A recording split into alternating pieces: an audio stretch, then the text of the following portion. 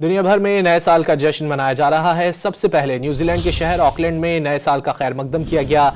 Sky tower पर शानदार आतिशबाजी, आसमान पर रंगो नूर की बहार आ गई। शहरियों की बड़ी तादाद ने नए साल को खुशामदीद कहा। ऑस्ट्रेलिया के शहर सिडनी में भी नए साल का शानदार इस्तकबाल किया गया।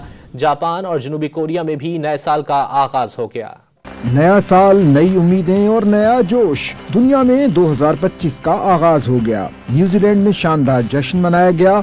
आसमान रंग बिरंगी रोशनियों से नहा गया। शानदार आतिशबाजी के मुजाहरे किए गए। स्काई टावर रोशनियों से जगमगा उठा। न्यूजीलैंड और रूस के बाद ऑस्ट्रेलिया में पाकिस्तानी वक्त के मुताबिक शाम 6 बजे नया साल शुरू हुआ। इसके बाद जापान की बारी आई और फिर जनूबी कोरिया समेत करीबी ममालिक में नए साल की शुरुआत हुई। हांगकांग में भी नए साल का शानदार जश्न मनाया गया। विक्टोरिया हार्बर रंग और रोशनी में नहा गया। जापान, शुमाली कोरिया, फिलिपाइन, चीन, Indonesia, Thailand, Myanmar, Bangladesh, Nepal, Sri Lanka और भारत में भी नए साल की खुशियां मनाई जा रही हैं।